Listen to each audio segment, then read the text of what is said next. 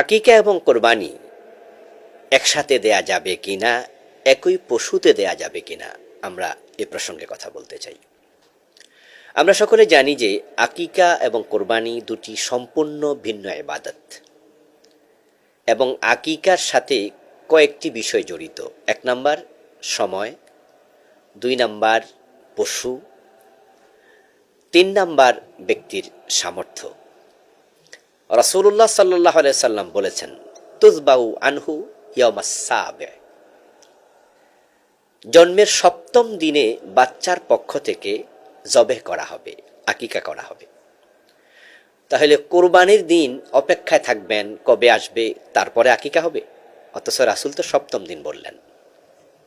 আমাদের দেশের লোকেরা আকিকা করার জন্য কোরবান পর্যন্ত অপেক্ষা করে, অথচ প্রিয় নবী বললেন 7ম দিন। তারপরে আবার হাদিসের পরবর্তী অংশ